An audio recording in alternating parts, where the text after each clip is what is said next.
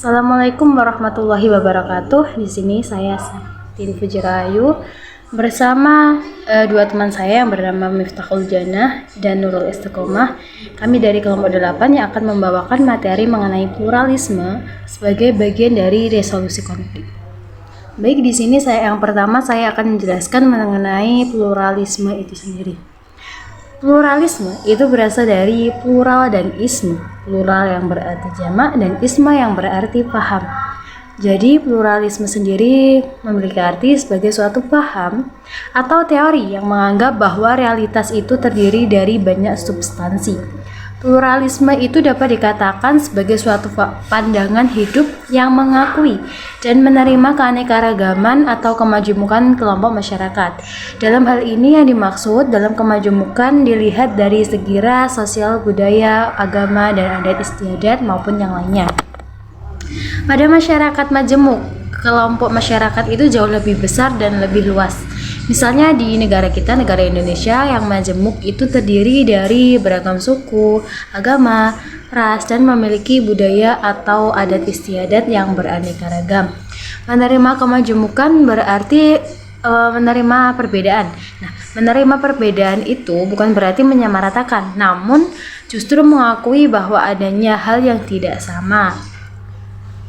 Kemudian Nurkholis Majdid itu menginterpretasikan bahwa pluralisme itu sebagai sistem yang berdasar pada nilai yang melihat secara positif dan optimis terhadap kemajemukan melalui sikap menerima sebagai sebuah realitas dan berbuat sebaik mungkin berdasarkan realita tersebut.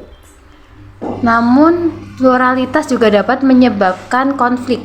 Nah, dari adanya kemajemukan, perbedaan yang ada itu juga dapat menyebabkan sebuah konflik. Bukan hanya sebuah nilai positif, namun juga memiliki nilai-nilai negatif, yaitu sebuah konflik itu sendiri. Namun bagaimana tergantung cara masyarakatnya itu mengatasi sebuah konflik. Konflik itu juga bisa menjadi sebuah hal yang positif apabila mereka menangani hal tersebut sebagai pemersatu. Adanya perbedaan tersebut dijadikan sebuah kesatuan yang sama, bukan menyamaratakan, namun menghargai perbedaan tersebut menjadi suatu kesamaan. Gitu.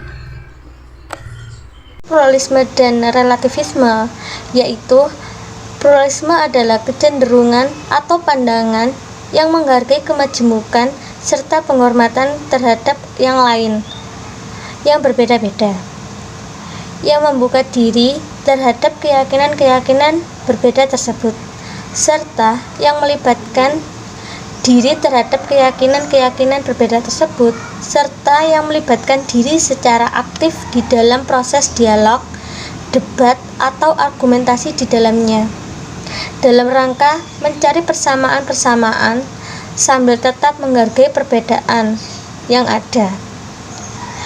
Dan sebaliknya, relativisme yaitu adalah suatu pandangan bahwa nilai atau view dan kebenaran atau truth ditentukan oleh pandangan hidup dan kerangka berpikir setiap individu yang di dalamnya sebuah hal atau pandangan, nilai, keyakinan, kebenaran, dan makna yang mengandung kebenaran relatif.